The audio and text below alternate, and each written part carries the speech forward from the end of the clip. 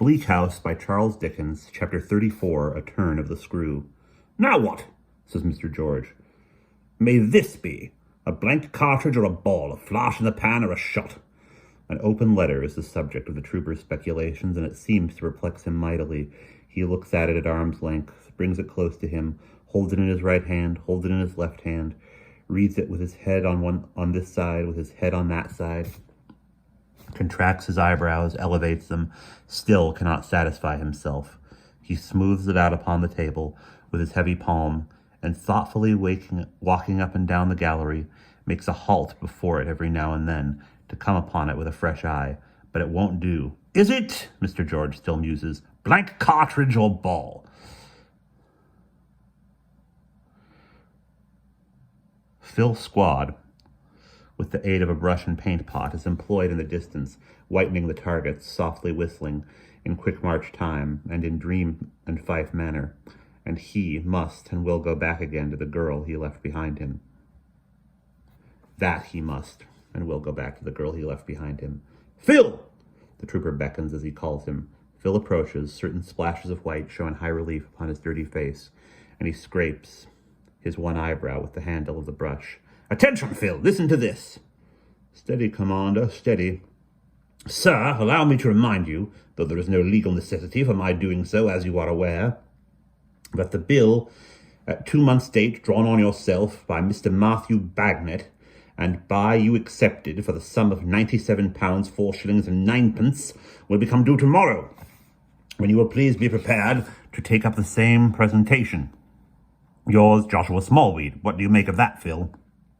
"Mischief, Governor, I think," replies Phil, after pensively tracing out a cross wrinkle in his forehead with the brush handle. "That mischievous consequences is always meant when money's asked for." "Look, Phil," says the trooper, sitting on the table. "First and last, I have paid. I may say half as much again as this principal, in interest in one thing and another," Phil intimates by sidling back a pace or two, with a very unaccountable wrench in his wry face, that he does not regard the transaction as being made more promising by this incident. "And look further, Phil," says the trooper, staying his premature conclusions with a wave of his hand. "There has always been an understanding that this bill was to be what they call renewed, and it has been renewed no end of times. What do you say now?" "I say, I think the times is come to an end at last." "You do? I am much of the same mind myself." "Joshua Smallweed is him what was brought here in a chair." "The same, Governor," says Phil with exceeding gravity. "He's a leech in his dispositions. He's a screw and a wice in his actions, a snake in his twistings, and a lobster in his claws." Having thus expressively uttered his sentiments, Mr. Squad, after waiting a little to ascertain if any further remark be expected from him, gets back to the target he has in hand. George, having folded the letter, walks in that direction. "There is a way, Commander," says Phil, looking cunningly at him, "of settling this." "Paying the money, I suppose. I wish I could." Phil shakes his head. "No, Governor, not so bad as that.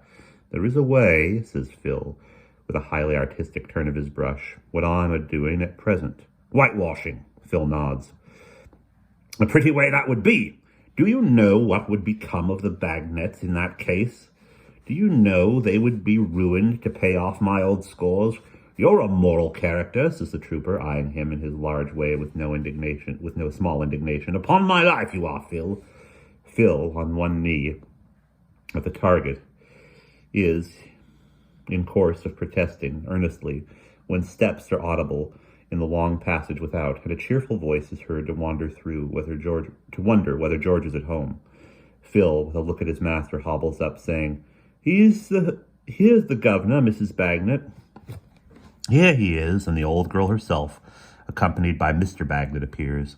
The old girl never appears in walking trim in any sense of the year without a grey cloth cloak, coarse and much worn but very clean, which is undoubtedly the identical garment rendered so interesting to Mr. Bagnet by having made its way home to Europe from another quarter of the globe, in company with Mrs. Bagnet and an umbrella. The latter The latter faithful appendage is also invariably a part of the old girl's presence out of doors. It is of no color known in this life, and has a corrugated wooden crook for a handle, with a metallic object let into its prow or beak, resembling a little model of a fanlight over a street door, or one of the oval glasses out of a pair of spectacles, which ornamental object has not the tenacious capacity of sticking to its post that might be desired in an article long associated with the British Army. The old girl's umbrella is of a flabby habit of waste, an appearance that is possibly referable to its having served through a series of years at home in a cupboard and on journeys in as a carpet bag. She never puts it up, having the greatest reliance on her well-proved cloak with its capacious hood, but generally uses the instrument as a wand with which to point out joints of meat or bunches of greens in marketing, or to arrest the attention of tradesmen by a friendly poke, without her market basket, which is a sort of wicker well with two flapping lids. She never stirs abroad, attended by these, her trusty companions. Therefore, her honest sunburnt face looking cheerfully out of a rough straw bonnet, Mrs. Bagnet now arrives, fresh-colored and bright, in George's shooting gallery. "Well, George, old fellow," says she, "and how do you do this shiny morning?" Giving him a friendly shake of the hand, Mrs. Bagnet draws a long breath after her walk and sits down to enjoy a rest. Having a faculty matured on the tops of baggage wagons, and in other such positions of resting easily anywhere, she perches on a rough bench, unties her bonnet strings, pushes back her bonnet, crosses her arms, and looks perfectly comfortable. Mr. Bagnet, in the meantime, has shaken hands with his old comrade and with Phil, on whom Mrs. Bagnet likewise bestows a good-humored nod and smile. "Now, George," says Mrs. Bagnet briskly, "here we are, Lignum and myself." She often speaks of her husband by this appellation, on account, as it is supposed, of lignum vitae having been his old regimental nickname when they first became acquainted, in a compliment of the extreme hardness and toughness of his physiognomy, of his physiognomy. "Just looked in. We have to make it all correct as usual about that security. Give him the new bill to sign, George, and he'll sign it like a man." "I was coming to you this morning," observes the trooper reluctantly. "Yes, we thought you'd come this morning, but we turned out early and left Woodstock the best..." All right, wrong voice. "I was coming to you this morning," observes the trooper reluctantly. "Yes, we thought you'd come to us this morning, but we turned out early and left Woolwich, the best of boys, to mind his sisters, and came to you instead. You see, for Lignum, he's tied so close now and gets so little exercise that a walk does him good. But what's the matter, George?" asked Mrs. Bagnet, stopping her cheerful talk. "You don't look yourself." "I am not quite myself," returns the trooper. "I have been a little put out, Mrs. Bagnet." Her bright, quick eye catches the truth directly. "George," holding up her forefinger, "don't tell me there's anything wrong about that security of Lignum's. Don't do it, George, on account of the children." The trooper looks at her with a troubled visage. "George," says Mrs. Bagnet, using both her arms for emphasis and occasionally bringing down her open hands upon her knees, "if you have allowed anything wrong to come to that security of Lignum's, if you have let them in for it, and if you have put it in danger of being sold up, and I see sold up in your face, George, it as plain as print, you have done a shameful action and have deceived us cruelly. I tell you cruelly, George, there." Mrs. Bagnet, otherwise immovable as a pump or a lamppost, puts her large right hand on top of his bald head, as if to defend it from a shower bath, and looks with great uneasiness at Mrs. Bagnet. "George," says that old girl, "I wonder at you, George. I am ashamed of you, George. I couldn't have believed you would have done it. I always knew you to be a rolling stone that gathered no moss, but I never thought you would have taken away what little moss there was for Bagnet and the children to lie upon. You know what a hard-working, steady-going chap he is. You know what Quebec and Malta and Woolwich are. But I never did think you would or could have had the heart to serve us so. Oh, George, how could you do it? Mrs. Bagnet, ceasing, Mr. Bagnet removes his hand from his head, as if the shower bath were over, and looks disconsolately at Mr. George, who has turned quite white and looks distressfully at the grey cloak and straw bonnet. Matt, says the trooper in a subdued voice, addressing him, but still looking at his wife, I am sorry you take it so much to heart, because I do hope it's not so bad as that comes to. I certainly have this morning received this letter, which he reads aloud, but I hope I may set it right yet.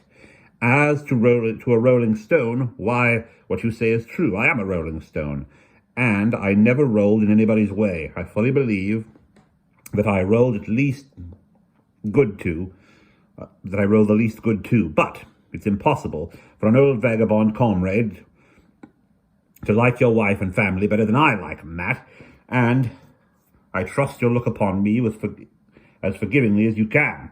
Don't think I've kept anything from you. I haven't had the letter more than a quarter of an hour. Old gal, mutters Mr. Bagnet after a short silence. Will you tell him my opinion? Oh, why don't he marry? Mrs. Bagnet answers, half laughing and half crying. Joe Pouch's widow in North America? Then he wouldn't have got himself into these troubles. The old girl, says Mr. Bagnet, puts it correct. Why doesn't she? Well, she has a better husband by this time, I hope, returns the trooper. Anyhow, here I stand, this present day, not married to Joe Pouch's widow. What shall I do? You see all I have got about me. It's not mine, it's yours. Give the word and I'll sell off every morsel. If I could have hoped it would have brought in nearly the sum wanted, I'd have sold all long ago. Don't believe that I'll leave you or yours in the lurch, Matt. I'd sell myself first. I only wish, says the trooper, giving himself a disparaging blow in the chest, that I knew of anyone who'd buy such a second-hand piece of old stones. Old gal, mutters Mr. Bagnet, give him another bit of my mind. George, says the old girl, you are not so much to be blamed on full consideration, except for ever taking this business without the means. And that was like me, observes the penitent trooper, shaking his head. Like me, I know. Silence! The old girl, says Mr. Bagnet, is correct in her way of giving my opinions. Hear me out. That was when you ought to have asked for the security, George, and when you never ought to have got it, all things considered. But what's done can't be undone. You are always an honourable and straightforward fellow, as far as lays in your pocket, though a little flighty. On the other hand, you can't admit when it's natural in us to be anxious with such a thing hanging over our heads. So forget and forgive all round, George. Come, forget and forgive all round. Mrs. Bagnet, giving him one of her honest hands, and giving her husband the other, Mr. George gives each of them one of his, and holds them while he speaks. I do assure you both, there's nothing I wouldn't do to discharge this obligation, and whatever I have been able to scrape together has gone every 2 months in keeping it up. We have lived plainly enough here, Phil and I, but the gallery don't quite do what was expected of it, and it's not, in short, it's not the mint. It was wrong of me to take it. Well, so it was. But I was in a manner drawn into that step, and I thought it might steady me and set me up. And you'll try to overlook my having such expectations, and upon my soul, I am very much obligated to you and very much ashamed of myself. With these concluding words, Mr. George gives a shake of each of the hands he holds, and relinquishing them, backs a pace or two in a broad-chested, upright attitude, as he has made a final confession, and we're immediately going to be shot with all military honors. George, hear me out, says Mr. Bagnet, glancing at his wife. Old gal, go on. Mrs. Bagnet, being in this singular manner heard out, Mr. Bagnet, being in this singular manner heard out, has merely to observe that the letter must be attended to without any delay, that it is advisable that George and he should immediately wait on Mr. Smallweed in person, and that the primary object is to save and hold harmless Mr. Bagnet, who had none of the money Mr. George, entirely assenting, puts on his hat and prepares to march with Mr. Bagnet to the enemy's camp. "Don't you mind a woman's hasty word, George," says Mrs. Bagnet, patting him on the shoulder. "I trust by old Lingham to you, and I am sure you'll bring him through it." The trooper returns that this is kindly said, and that he will bring Lingham through this somehow, upon which Mrs. Bagnet, with her cloak, basket and umbrella, goes home, bright-eyed, to the rest of her family, and the comrades sally forth on the hopeful errand of mollifying Mr. Smallweed. Whether there are two people in England less likely to come satisfactorily out of any negotiation with Mr. Smallweed than Mr. George and Mr. Matthew Bagnet may be very reasonably questioned. Also, notwithstanding their martial appearance, broad square shoulders and heavy tread, whether there are within the same limits two more simple and unaccustomed children in all the Smallweedery affairs of life, as they proceed with great gravity through the streets toward the region of Mount Pleasant, Mr. Bagnet, observing his companion to be thoughtful, considers it a friendly part to refer to Mrs. Bagnet's late Sally. "George, you know the old gal. She's as sweet and as mild as milk, but touch her on the children and on myself, and she's off like gunpowder. It does her credit, Matt." "George," says Mr. Bagnet, looking straight before him, "the old girl can't do anything that don't do her credit, more or less. I never say so. Discipline must be maintained." "She's worth her weight in gold," says the trooper. "In gold?" says Mr. Bagnet. "I'll tell you what, the old girl's weight is 12 stone 6. Would I take that weight in any metal for the old girl? No. Why not? Because the old girl's metal is far more precious than the preciousest metal, and she's all metal. You are right, Matt. When she took me and accepted the ring, she listed under me and the children, heart and hand for life. She's that earnest," says Mr. Bagnet, "and true to her colours, that touch us with a finger, and she turns out and stands to her arms. If the old girl fires wide once in a while, at the call of duty, look over it, George, for she's loyal." "Why, bless her, Matt," returns the trooper, "I think the higher of her for it." "You are right," says Mr. Bagnet with the warmest enthusiasm, though without relaxing the rigidity of a single muscle. "Think as high of the old girl as the Rock of Gibraltar, and still they'll be thinking low of such merits. But I never own it before her. Discipline must be maintained."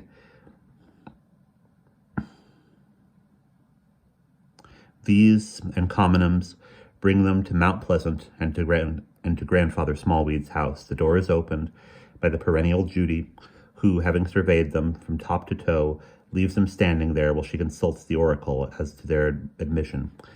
The oracle may be inferred to give consent from the circumstance of her returning with the words on her honey lips that they can come in if they want to it. Thus privileged, they come in and find Mr. Smallweed with his feet in the drawer of his chair, as if it were a paper foot bath, and Mrs. Smallweed obscured with the cushion like a bird that is not to sing. "My dear friend," says Grandfather Smallweed, with these two lean, affectionate arms stretched forth. "Howdy do, howdy do.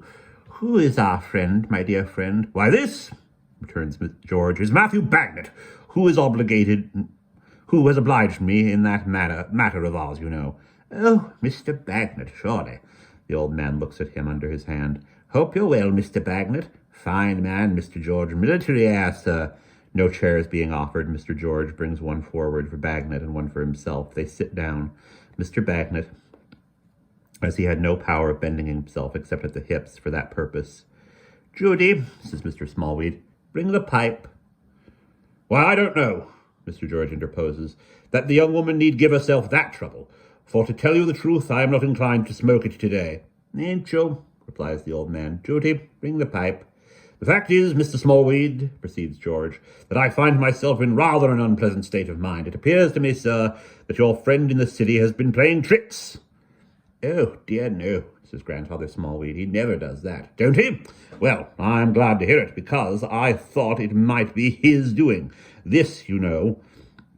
I am speaking of this letter." Grandfather Smallweed smiles in a very ugly way in recognition of the letter. "What does it mean?" asks Mr. George. "Judy," says the old man, "have you got the pipe? Give it to me. Did you say, what does it mean, my good friend?" "Aye." "Now, come, you know Mr. Smallweed," urges the trooper, constraining himself to speak as smoothly and confidently as he can, holding the open letter in one hand. "A good lot of money has passed between us, and we are face to face at the present moment, and are both well aware of the understanding there has always been. I am prepared to do the usual thing, which I have done regularly, and to keep this matter going. I never got a letter like this from you before, and I have been a little put about by it this morning, because here's my friend Matthew Bagnet, who, you know, has none of the money."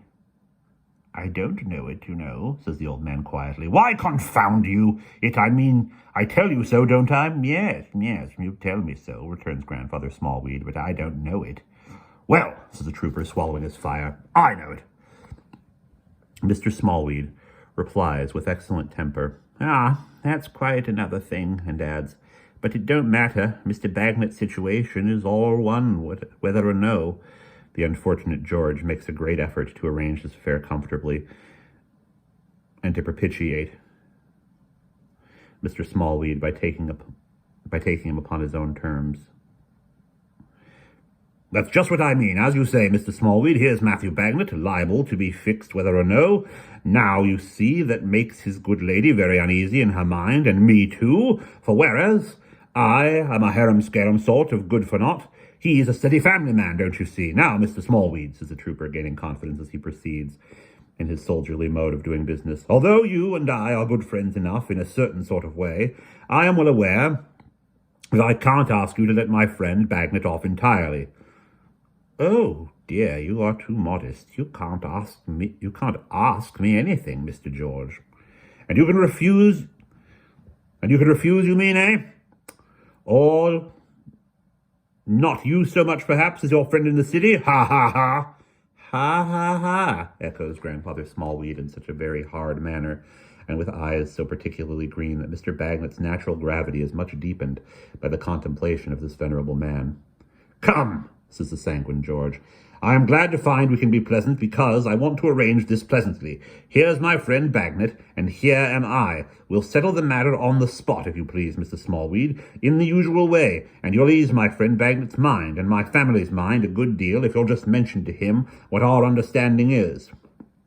"But I think you asked me, Mr. George." Old Smallweed, who all this time has had the pipe in his hand, is the speaker now. "I think you asked me what did the letter mean." "Why, yes, I did," returns the trooper in his offhand way. "But I don't care to know particularly if it's all correct and pleasant." Mr. Smallweed, purposely balking himself in an aim at the trooper's head, throws the pipe on the ground and breaks it to pieces. "That's what it means, my dear friend.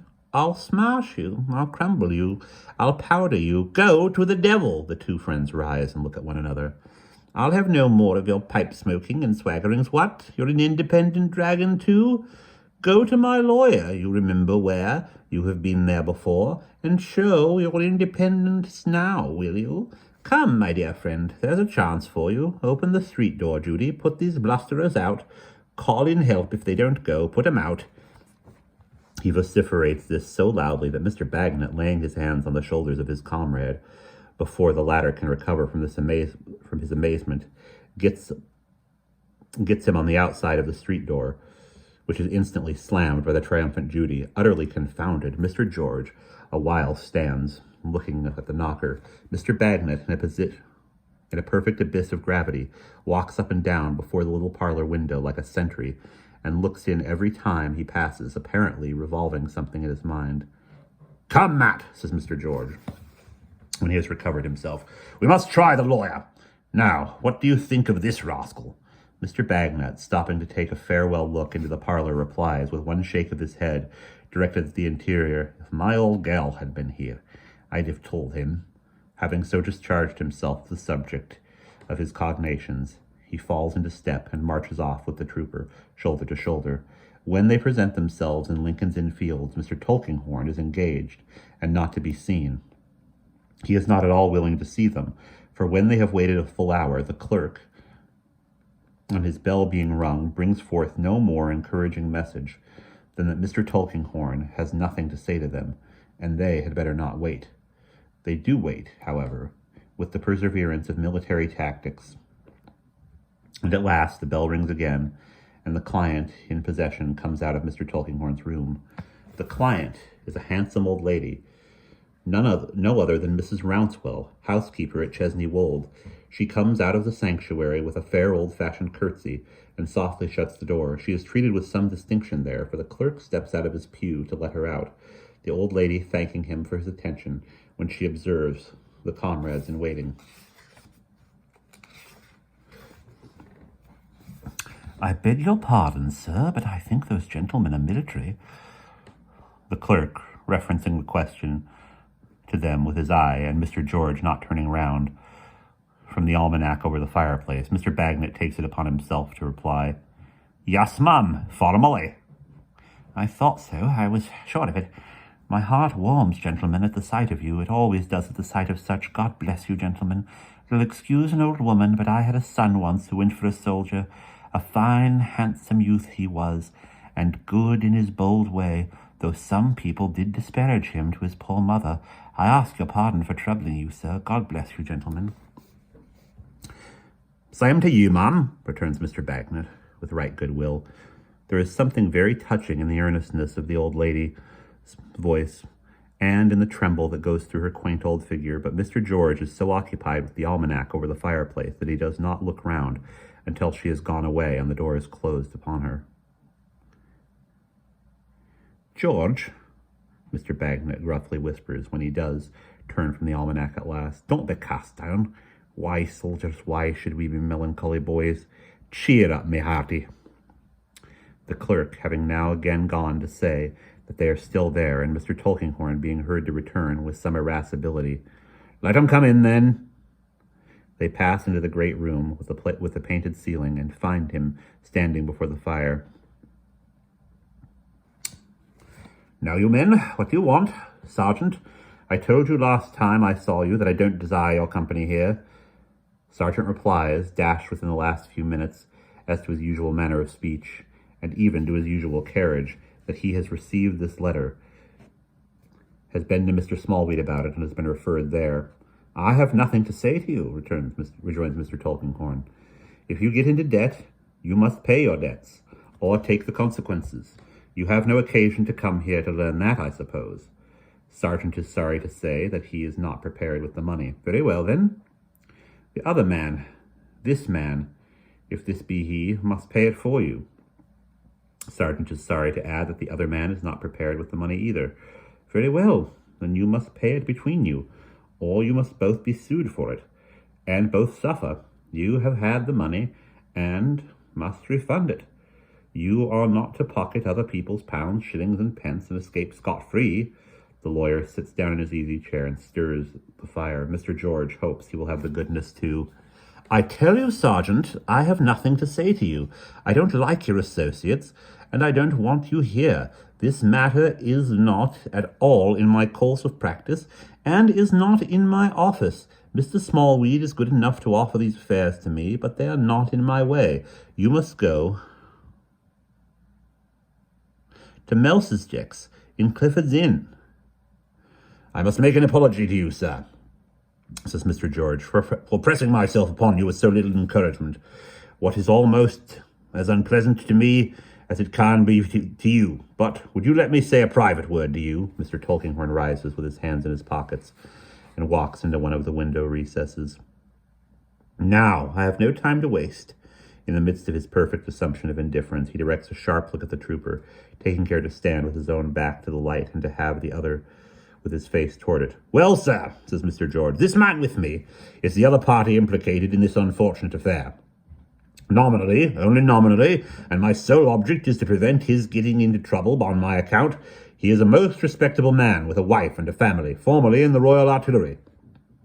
"My friend, I don't care a pinch of snuff for the whole Royal Artillery establishment, officers, men, tumbrils, wagons, horses, guns, and ammunition." "'Tis likely, sir, but I care a good deal for Bagnet and his wife and family being injured on my account, and if I could bring them through this matter, I should have no help for it but to give up what you wanted of me the other day. Have you got it here? I have got it here, sir. Sergeant, the lawyer proceeds in his dry, passionless manner, far more hopeless in dealing with than any amount of vehemence. Make up your mind while I speak to you, for this is final. After I have finished speaking, I have closed the subject, and I won't reopen it. Understand that. You can leave here for a few days. What you say you have brought here, if you choose, you can take it away at once if you choose. In case you choose to leave it here, I can do this for you. I can replace this matter on its old footing. And I can go so far besides as to give you a written undertaking that this man Bagnet shall never be troubled in any way until you have been proceeded against in the utmost, that your means shall be exhausted before the creditor's looks at his. This is in fact all but freeing him. Have you decided? The trooper puts his hand into his breast and answers with a long breath. I must do it, sir. So Mr. Tulkinghorn, putting on his spectacles, sits down and writes the undertaking, which he slowly reads and explains to Bagnet, who puts his hand on his bald head under this new verbal shower bath and seems exceedingly in need of the old girl through whom to express his sentiments. The trooper then takes from his breast pocket a folded paper, which he lays with an unwilling hand at the lawyer's elbow. "'Tis only a letter of instructions, sir, the last I ever had from him. Look at a millstone, Mr. George, for some change in its expression, and you will find it quite as soon as in the face of Mr. Tulkinghorn when he opens and reads the letter. He refolds it, lays it on the desk, with a countenance as imperturbable as death. Nor has he anything more to say or do but to nod once in the same frigid and discourteous manner and say briefly, 'You can go. Show these men out there.' Being shown out, they repair to Mr. Bagnet's residence to dine. Boiled beef and greens constitute the day's variety on the former repast of boiled pork and greens, and Mrs. Bagnet serves out the meal in the same way, and seasons it with the best temper, being that rare sort of old girl she receives good to her arms without a hint that it might be better, and catches light from any little spot of darkness near her. The spot on this occasion is the darkened brow of Mr. George. He is unusually thoughtful and depressed. At first, Mrs. Bagnet trusts to the combined endearments of Quebec and Malta to restore him, but finding these young ladies sensible to their existing bluffy, is not the bluffy of their usual frolicsome acquaintance. She winks off the light of infancy and leaves him to deploy at leisure on the open ground of the domestic hearth. But he does not. He remains in close order, clouded and depressed. During the lengthy cleaning up and patenting process, when he and Mr. Bagnet are supplied with their pipes, he is no better than he was at dinner. He forgets to smoke, looks at the fire and ponders, lets his pipe out, fills the breast of Mr. Bagnet with perturbation and dismay by showing that he has no enjoyment of tobacco.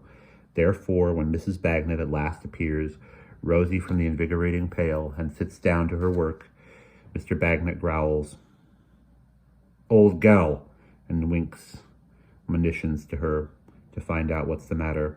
"Why, George," says Mrs. Bagnet, quietly threading her needle, "how low you look." "Am I? Not good company? Well, I am afraid I am not." "He ain't at all like Bluffy, mother," cries little Malta. "Sure, that's a bad sign not to be like Bluffy," returns the trooper. "But it's true," with a sigh. "True, I am afraid." "George," says Mrs. Bagnet, working busily, "if I thought you cross enough to think anything that a shrill old soldier's wife, who could have bitten her tongue off afterwards, and ought to have done it almost, said this morning, I don't know what I should say to you now." "My kind soul of a darling," returns the trooper, "not a morsel of it, because really and truly, George, what I said and meant to say was that I trusted Lignum to you, and was sure you'd bring him through it, and you have brought him through it. Noble." "Thank ye, my dear," says George. "I am glad of your good opinion. and giving Mrs. Bagnet's hand, with her work in it, a friendly shake, for she took her seat beside him, the trooper's attention is attracted to her face. After looking at it for a little while, as she plies her needle, he looks to young Woolwich, sitting on his stool in the corner, and beckons the fifer near him. "See there, boy," says George very gently, smothering the mother's hair with his hand. "There's a good-looking forehead for you. All bright with love of you, my boy, a little touched by the sun and the weather, though following your father about and taking care of him, but as fresh and wholesome as a ripe apple on a tree. The time will come, my boy, when this hair of your mother's will be grey, and this forehead all crossed and recrossed with wrinkles, and a fine old lady she'll be then. Take care while you are young, that you can think in those days, I never whitened a hair of her dear head, I never marked a sorrowful line on her face. For of all the many things that you can think of when you are a man, you had better have that by you, Woolwich." Mr. George concludes by rising from his chair, seating the boy beside his mother in it, and saying, with something of a hurry about him, that he'll smoke his pipe in the street a bit. And that is the end of chapter 34.